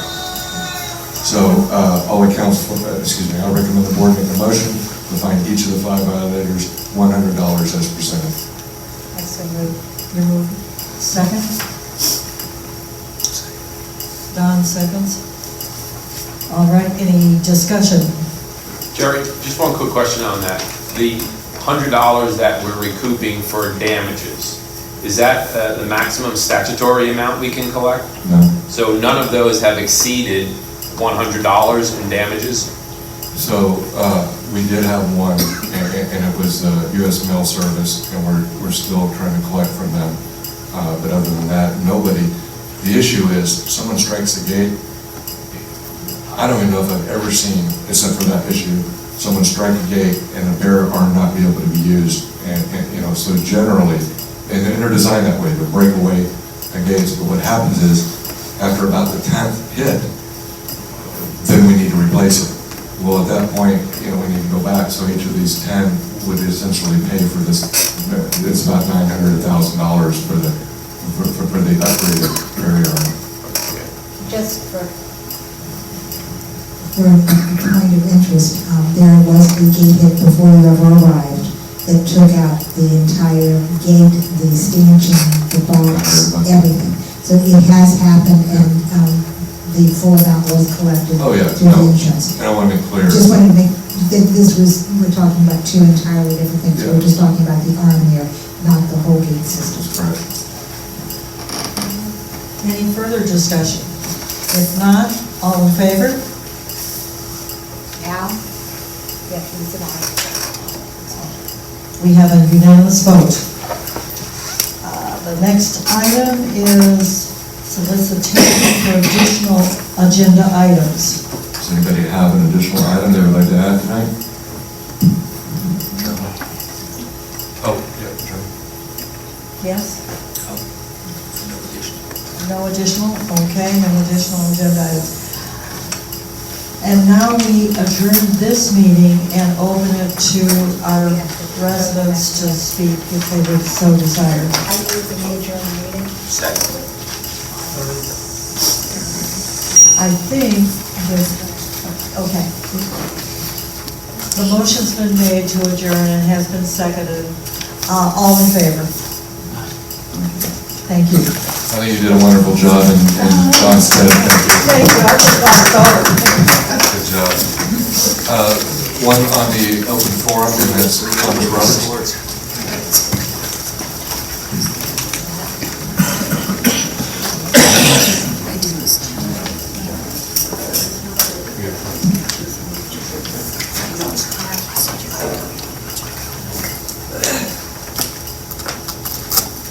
I'm going to kind of revisit what I said earlier tonight, and the reason I did that is the last time with the CenturyLink, we went over as a group, and then you're saying it possibly has been released, so you have gone over as a group, and you do agree what it is, so that's fantastic.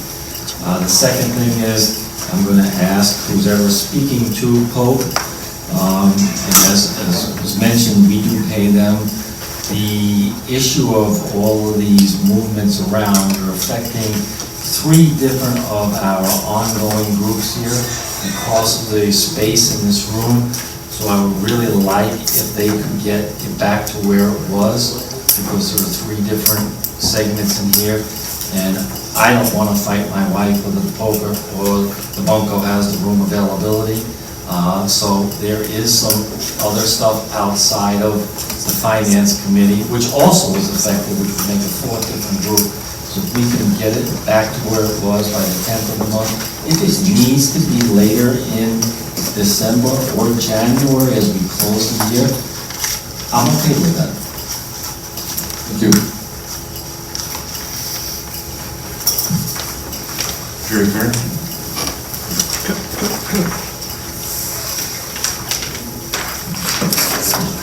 First and foremost, I want to thank the board for all their hard work they've done in the past year.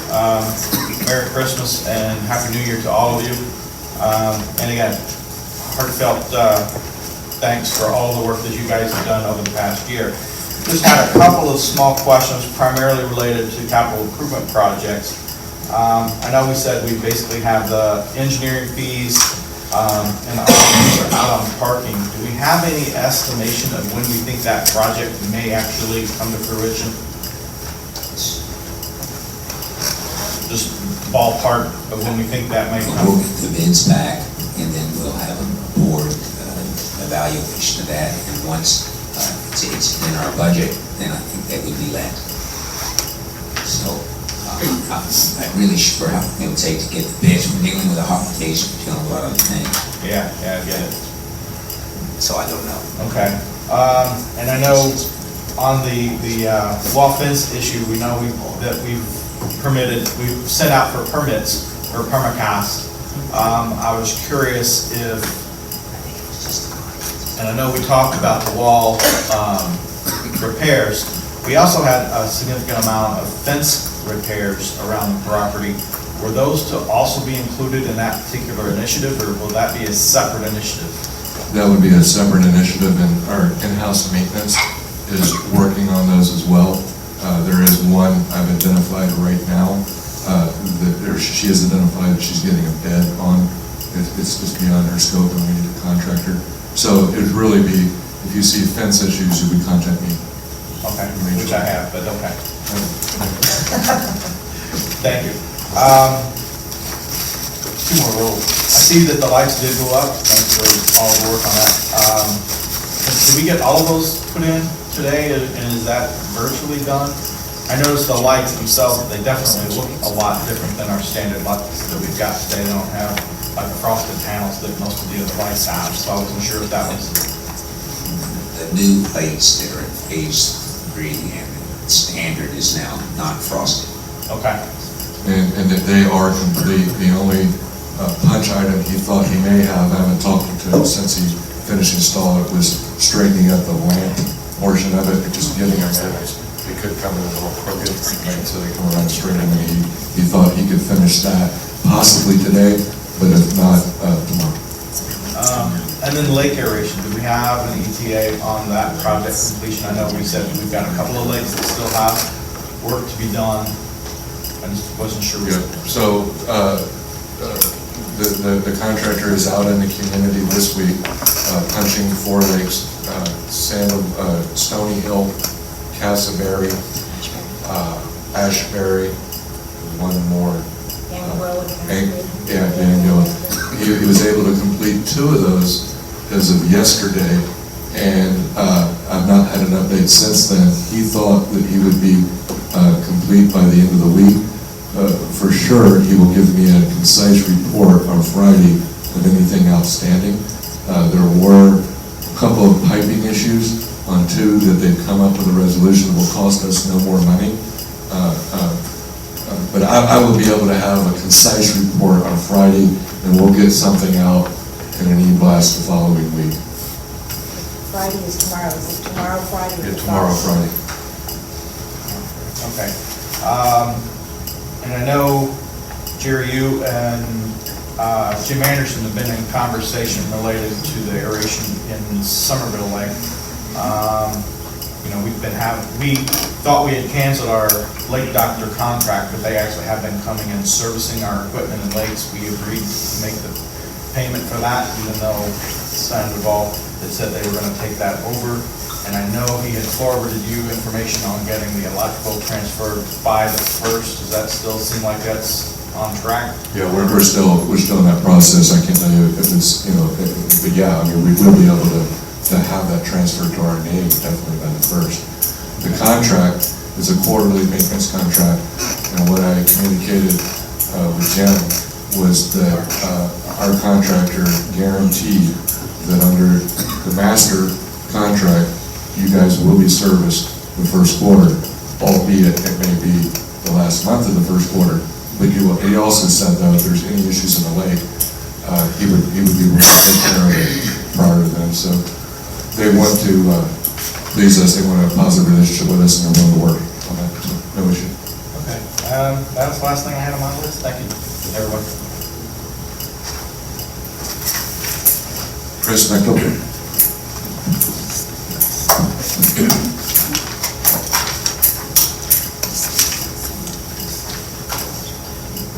Well, can you hear me? Well, as I was sitting here during the meeting, a couple things just came to my mind that I thought I would just give my 2 cents on. When you were discussing about the expansion committee meeting, and we're talking about communications and having a survey, I would just like to suggest that maybe one of the things that could be added to that is that you could ask people how many of you are actually will be using the amenities rather than just the demographics. You know, how many people really use the gym and how many people use the clubhouse for different meetings and group events. And then another thing that came to my mind is when you mentioned the painting of the buckets, they're going to need to be repainted. Well, I would just like to insert that could you consider maybe changing the color of those buckets? Because right now they're painted red, and that color is not part of any of the color scheme out there, so that they sort of like stand out. A lot of people pay no attention to that, but other things like that I notice. And so I'm just wondering if maybe they could be, you know, as Molly mentioned earlier in the previous meeting, we want to stick with colors that are harmonious, and maybe we can work that in. And that's it. On the survey, I know Melanie, who is involved in the survey, heard you. I'm sure she'll take that into consideration. And then on the buckets, we will consider it. I can't commit to it, but I will consider it. Okay. Thank you. Thank you. Kathy Conway, sorry about that order there.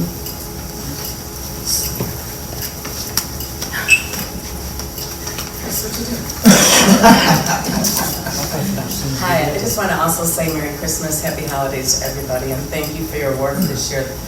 We've seen some tremendous strides forward. There's more work to be done. I think we need some clarification regarding those individuals that are using the amenities, and they may have their Sandoval ID cards with them, and that you are allowed guests. Correct, three for 18 and over and 1 for under. Yeah. Okay, so how would that impact It's challenging. situations on the basketball court? It's challenging, and the challenge is this, is that, you know, you got 20 guys out there, and you got 5 ID cards, well, really quickly. Every guest, okay, this happens. The only thing I'll say is, within me being a reasonable person, if I feel strongly that that is being circumvented and taken advantage of, I wouldn't allow it. And one time I did, it was completely obvious. Okay. But Yeah, I just wanted to raise the point that Thank you. you are allowed guests. Yes, So absolutely. just wanted to make sure that was factored in, because I think the rules actually address the pool situation and not the courts. So, all right. And then the other concern that I have has to do with optics. And optics are important. I know last month I spoke about the meeting that I had with the lifestyle director with our proposal in June for the 11/11 Veterans Day event. And at that time, the HOA was not supportive of our function. I understand that this week, there was an event held for a very select group, and HOA funding was expended to purchase a sheet cake for a non-resident. Again, optics are important. Our event was for Sandoval residents, Sandoval veterans, for the greater good, a community event. I'd like to hear the board's comments on this. Let me make a comment first, and absolutely. So my position on it was during bingo, I believe, and normally in bingo, there is funded dessert, and the dessert is brownies, cookies and brownies. And the brownies usually cost $30. I don't know what the cookies are, but the brownies were substituted for a sheet cake. And on a sheet cake, I don't know the exact verbiage, but Jim's name, Jim was written on there, it's probably Farewell Jim or something like that, I would assume. There was no announcement about it. It was just a sheet cake, and I think everybody knew that this person was leaving the community, and he was a volunteer for that group for a long time. Speak up, please. And he was a volunteer for that group. So an extra $30 was expensed on that. You know, I have since spoken with staff, and I can assure you, it's not the money that we're talking about, it's the optics, and it's the principle, and that wouldn't happen again. I think it was obviously goodwill was intended, and not enough forethought was given into it. He was a resident at that point. That is correct. He was So- a resident, he wasn't a non-resident. Excuse me, I meant He was a non-owner. member of the Thank you, I association. appreciate He that. was a resident. Yeah, I apologize, I meant non-owner, is what I should have said. Non-owner, or non-member of the association. Yeah, right, and that's irregardless, I mean, he's a good volunteer, and so, but nevertheless, I do agree with you, so thank you. If you guys want to comment. My thought on that is that, yes, we have funded those snacks in the past, but since we, in the last 60 days or so, have come to realize we're probably going to wind up in the red for the year, probably all snacks should have been stopped, because we're not looking at individual line items on the budget and saying, well, there's still money here and there's no money there. We're looking at the bottom line. So from that standpoint, I think any expenditure, any snacks for anyone through the end of the year is inappropriate. They are doing, hold on, they're doing a raffle. She should be able to spend what she has left in her budget. That's exactly what I'm saying. Because of the general manager's inability to change line items and his reforecasting, we are looking only at the bottom line of the budget, not individual lines. So there is no balance in any individual line that is sacrosanct. It is the bottom line that's important. Okay, we're done, thank you. Thank you. Next is Todd Wynn.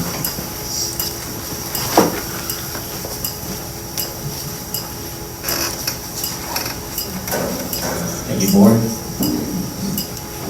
Todd Wynn, Brightside Court. Merry Christmas. I don't bring any gifts, but maybe I'll bring a surprise or two. So, I'm on the Sunshade Committee, so I'm just going to give an update here and how challenging it's been to get this to proceed forward in terms of turning dirt, okay? So going back to October 29th, the Sunshade gentleman sent us an email. Good morning all. We're all running to a snag with the building department that is requesting a survey plan that shows the location of the playground plotted. We'll be overlaying the shade canopy so they'll know precisely where the shade will be installed. Can you please provide an electronic survey so we can submit it for permitting? Jerry at that point says, I am working on it, Josh, on November 4th. This email he sent was October 29th, and Jerry responded, I'm working on it, Josh. I should have a timeline for you within a day or two. Next email, Jerry said, well, good afternoon, I mean, we can't proceed with permitting on the 4th until we're able to get the survey which shows the property with its easements. Is this something you're able to provide? Jerry got back to him on the 14th of November. A plan on site plan was out this week, and we'll be back on Monday. I will update you Tuesday. That seems to be some line of excuses there. On the 22nd, Josh again sent an email. Good afternoon. Do you have any update on the survey site plans, November 22nd? Now, I see a lot of excuses, so I sat back and figured to give some time. Time is important, right? So on December 4th, waited after the holidays, Thanksgiving, people do get busy, right? Everybody knows I'm a staunch advocate for the sunshade. I heard there's one other person out there, but I'm the staunch advocate. So on December 4th, I gave him a call, Josh. So Josh, hey, any update on the survey? He goes, no. He goes, I just don't get this. He goes, it's something very simple. The property management company should just be submitting a survey to the city. It's a simple public record request that might cost about $5 or $10. I said, okay. So I said to myself that evening, on my time, late in the evening, around 8 o'clock, I submitted a public records request to the city. And the next day, the great staff down at the city clerk's office sent me an email with the survey. Wow, less than 24 hours, I got the survey. I called Josh that day on the 5th, and I said, Josh, I have the survey. He goes, really? I said, yeah, I make things happen. And so he goes, can you get that over to me? He goes, I said, absolutely, Josh, right away. I sent him a text and with the survey plans on the 5th. Next thing you know, I got a call from the corporate office later in the evening on the 5th and saying from Jessica over at Corcat, saying, thank you. This is what we've been waiting for. She goes, I've never dealt with a property management company that takes this long. And I said, well, supposedly the leadership is experienced and but I said, I don't believe it, but anyway, so here we are. And she goes, well, thank you so much. She goes, I'm now going to be able to proceed forward on this. He said, well, anything you need, let me know, and I'll make sure we can get it done. She goes, no, you're definitely in great shape. I said, well, thank you, Jess. You have a great day, and Merry Christmas. Well, as you all know, I'm going to continue. I love doing research, and I love surprises, right? Well, on December 5th, that day when he got the email, the information from me on the sunshade, he submitted it to the City of Cape Coral Building Department on the 5th. We all can go to eTrackIt, right? Everybody's familiar with eTrackIt. That was the website. I can go to the building department and brings up plans. I have posted it on the Sandoval homeowners forum before, the eTrackIt site. And you can just check current plans. So on the 5th, he submitted the permit. And so anyway, I kept an eye on it, as any other permit is public record to anybody in here. Well, on the 13th, the permitting was approved for the sunshade. Amazing. So now, the permit has been approved for the sunshade. It's up on eTrackIt. Jerry, you want any looks? That was fake news earlier. You called fake news, that was fake news. The permit has been approved. So now I'm going to talk to Jess today, and everything is good to go. Josh will be going down to the city building department tomorrow to pick up the permit for the sunshade. At that point, now we're just going to be waiting on, I guess, installation or getting back to you. Hopefully you do respond, and if you do, we'll be able to proceed forward on the sunshade. So that's my first comment. If you want to discuss, I got one more to bring up. Okay. Next thing is, anybody on the board and an Envira employee? Just curiosity, anybody work for Envira? No? Okay, excellent. Well, I see a couple board members out there working hard on the Envira gates. We do have a lot of problems. Jerry said the strikes were down. I believe it's probably because the gates are left wide open. I went through the last couple of nights on Vine Island, right? The other nights. So anyway, I sent Envira a message asking a question about, can residents work on your system, or does that void the warranty? Whether it be fixing the gate arm or taking the lift arm box apart. Envira got back to me and said, Envira advises that only licensed professionals work or provide service to equipment, including barrier arms and gate towers. We are not liable for any unauthorized repairs, and unauthorized repairs may impact warranties and/or service plans. Thank you for reaching out, and please let us know if you have any other questions. Now, I just wanted to follow up. I mentioned something earlier on the gates at the Trafalgar. I had a resident, I guess, put the gates together. I mean, I think the board has in the past talked about consistency. It's been a big word. I think we've heard it many times over. Well, I guess my concern is, you talk about how possible trees are not cut correctly, mailboxes aren't painted. Well, now we have a gate put together, right? The only gate in the community, I don't know where that's consistent, but the gate is put together with a silver bolt. It is all scratched up, and on the left, we have the motor with the gate arm just hanging out. You can get out of your car, as you look out, you're driving out of the community. Now, that is the entrance and exit of our community, one of the focal points, right? It should be one of the focal points in making, you get in people's eye, there's no doubt about that, right? Veterans, Pine Island, Trafalgar, looks like dog shit.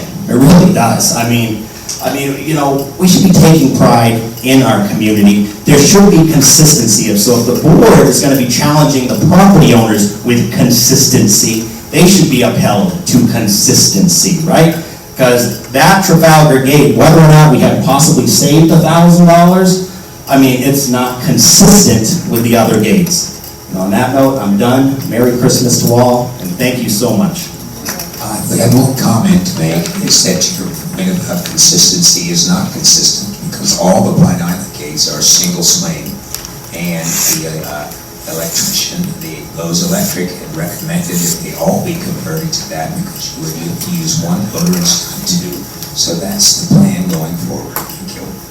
Oh, understood, but again, you have a bolt that's not even matching. It'd be like if somebody painted the pull-down arm of their mailbox pink, but the rest of it was black, right? I mean, you need consistency, Don. As much as you want to be out there breaking out your toolbox like the old days, I mean, we can't have a board be doing that. A board sets policy and procedure. That's very important to know. Policy and procedure. We should not be out meddling, fixing stuff over at the city. We don't volunteers in the utilities, digging ditches. The hospital, they're not out there, doing electrical. They're, answering phones. They're putting stamps on envelopes. That's the key word. It's a liability risk to our insurance when we start getting out there doing this type of work. Thank you for your comments. Jerry, is there anybody else that wishes to speak? Yes, I think we have that addressed. Patty? Thank you.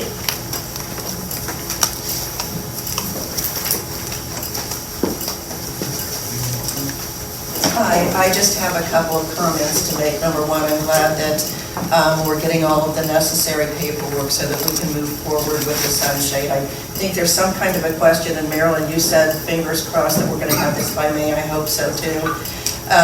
The other thing that I would like to say is I was with a group of ladies the other night, and we were actually talking about things that had happened here in the clubhouse and things that had happened since Sean left. And I know that it was stated that we have a missing computer and a missing hard drive. And I know that a police report was filed. Are we doing anything further with that? I mean, is this as far as we go? Or, I don't know what to think from here, because a couple of the ladies that I spoke with were quite upset that we hadn't pursued this, because this is our personal property and it's our personal information here, and we don't know what's happened to it. The second thing is, I've just heard recently, and this is just to get clarification because I don't know, that on Channel 1, that there is nothing of Sean left on there. Is that true? Have all of his videos been taken down? That's correct. He closed his account and the videos are down, but we have possession of about 64 or 65. We're in the process of trying to discern if we have all of them. Okay, that's good to know. I had heard that, and I just wondered if that was true. That's true. Okay, one more thing that I wanted to clarify here when you were making the statements today. Why did Pope stall on the credit cards? Because I would think that that would be very important, that we could have something that we could pay on time. It's not that they stalled, they just dismissed the person who was doing that. Okay. The new person will be tasked with continuing that. It's just the transition of the personnel. From the last person to this one, that's good, because I know that we had a lot of late fees, and I think it's an excellent idea to have this automatically taken out or to have a credit card on this. So thank you very much, and Merry Christmas to everybody. Happy Hanukkah. Thank you. I can just respond to to one item. I spoke with Jerry about it this week. I became aware that the Sandoval 1 YouTube channel, all the videos disappeared. And this is a very disturbing pattern I've seen. Like it was mentioned, our GM's computer went missing, a lot of our statutory records. Then we had some items missing from the office. We had a data hard drive missing, and just recently, about 2 weeks ago, all of our videos have been missing. I asked Jerry what Pope will do about this. Frankly, Sean was a Pope employee. These were created when he was general manager of Sandoval as a Pope employee, and I'm waiting for an update on that. Thank you. I don't have an update tonight, but I'll give you one within a day or two. In terms of the police report, I think there's been some renewed interest in terms of recovery or accountability, and I'm looking at it very closely, and I take it very, very seriously. That's what I heard the other night too, Ron, when we were speaking, and some people were very concerned that this hasn't been pursued any further. No other speakers tonight? I just have a question for Jerry. Okay, sure. Not discounting what Mr. Nguyen had said about Envera not wanting us to work on the system. As you know myself, I was one of the people who were trained by Bob to reset the arms. And if that's something that I should not be doing, I don't want to interfere with what may be an issue with warranties or anything like that. So if you could get clarification, you know, and I can tell you that the equipment is not on warranty, nor is it on a service agreement at the moment. So, but I will, and I have communicated with Envera on me going out and fixing gates. They've actually had me on video talking to me on the phone as I'm fixing their equipment. So I'm not discounting what you're saying either, but there's a disconnect between who I'm talking with Envera and who you're talking with Envera. And maybe they're giving you the corporate answer and they give me a different answer. And that might be something where consistency and policies and procedure comes in, where if they say emphatically no, then no is no. But if they say, we want you trained by a Envera person, this is the standard we want you to follow, I don't have a problem. But until then, respectfully, you know, I just don't want to go out there jeopardizing anything that may arise. It may be a good idea to check with them, but anytime we can save $1,000, that to me is important. It's not only $1,000, I can tell you that I've worked, I mean, so the barrier arms are break through, right? It just takes 10 seconds. a minute to put a barrier arm back in, and it saves so much for you guys, and it saves money for us, or for the association, and convenience for Don, Al, Scott, or I to go out and just pop that gate back in. So what I'm already thinking is if this is the corporate policy, I'm going to try to get some kind of waiver that allows us to continue to pop those back in to save convenience and money. So we technically, well, right now, we do not have a maintenance agreement, so each time we would call them to slap in that arm, that costs the HOA money? If we did, and we don't. And so it's funny you say that, because in the last, about 2 weeks ago, I found out what I was told previously was that Envera equipment was proprietary, and we could not have any other person work on it, any other entity work on it except for Envera. What I have since learned is that it's not true, and that the only piece of the Envera puzzle that we cannot have anybody work on is the kiosk, meaning a contractor.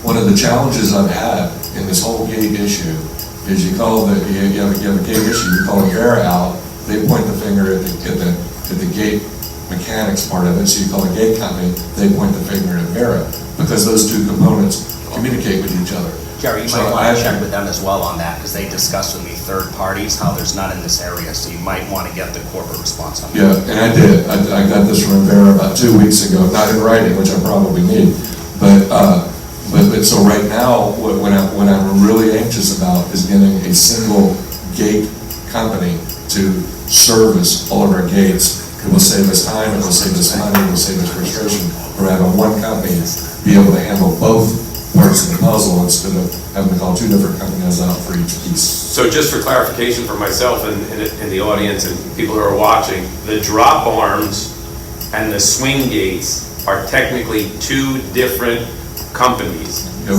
we purchased Envera equipment, which includes barrier arms in the kiosk. We also purchased equipment from somebody else, the developer did, which is the iron gates. So it's two separate companies put those in, but they communicate together. So when we have an issue with a iron gate, it's safe to say that we shouldn't be blaming Envera. Well, it's safe to say, but I will tell you, this is what makes it so perplexing, is that there was a couple of times we felt the same thing, that there was an issue on the Envera side with the communication to the iron gate.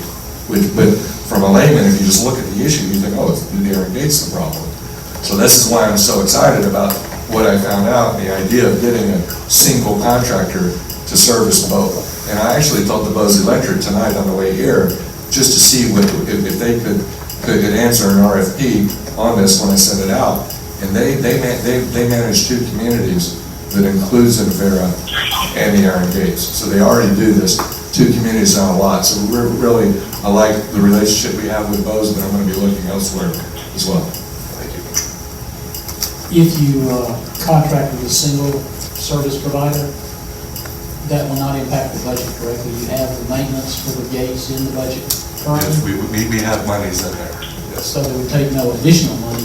The monies we budgeted would, assuming we don't have 83,000 gate hits, right? Yeah. Assuming that we can continue to pop those bars in ourselves. If we can't pop those bars in ourselves and we have to pay $100-some every time the bar falls off, we're in trouble. Not to mention waiting. Well, that's the Yeah. waiting factor. It's the So waiting. I feel pretty comfortable where we're at. If he's saying it's true, then you're gonna have everything that's true to do it here, so. Absolutely. I think we have one last speaker. Just one quick question, Bob Higgs, Stony Hill Court. When Pope came to visit us, and we were in the finance meeting with them, they did not have the software to do what we wanted them to do. And I'm wondering, is that still part of the problem? And if so, let's look for somebody else. So yeah, a great idea if that was the case, but that's not the case. So as I mentioned earlier tonight, that piece of the puzzle is here. Bill is training on it. I'm halfway through the training. Tracy has finished the training. By January 1st, it will be fully rolled out in our community. It's an automated AP system. So, and I will say, when Pope came here, it's a company-wide initiative. We fully expected to take the balance of the year to roll this out to all of our properties. And if there was any delay at Sandoval, my bad, because I asked to be, we had a third of our company roll it out, then the next third, then the next third, I asked to be on the last third, because I wanted any tweaks to be worked out before we got it. And so we now have it, and we'll be using it January 1, but we're training, she's finished with the training right now, so within 2 weeks, we'll be on it. Confirm with Bob that payables is what he's talking about. I'm not sure. I don't know if that's an issue. So what other computer issue would you be, if it wasn't the payable, what was it, the payable system, if not? It was to generate, I believe, our monthly report and how we would send it to Pope and the whole 9 yards, and they did not have the software at the time, and they hoped to be getting it within 6 months. I don't know what you're referring to. That was the AR system. Bob, I think you're commingling some things, because we've never talked with him about the production of financial statements and needing additional software to do that. That was there and functioning. It was getting the payables process so that we paid our bills, and that information folded over into the financial statements. So I think the accounts payable is what you're talking about, Okay? and that is what is coming online right now. Just a simple question to follow up then. If this new system is coming online, I guess my question is, why does Pope, if this is what the issue is, need additional time to get our financials back to us? Unrelated. Okay. One system operates financials, another system, completely separate system, operates accounts payables. And that is not a software issue. They set the 15th as the closing date for payables, for receiving invoices in the mail, so that they gave it more time for those to get in, so that they could input them in this new system. So it was just a matter of they wanted to wait longer. I'm not sure we needed to wait that much longer. So that's the discussion we need to have, is how long do we wait before we begin the process? That's what has changed. All right, I think we're at the end tonight, and I want to wish everyone a Merry Christmas, Happy Holidays, Happy Hanukkah, and thank you for your attendance. Thank you.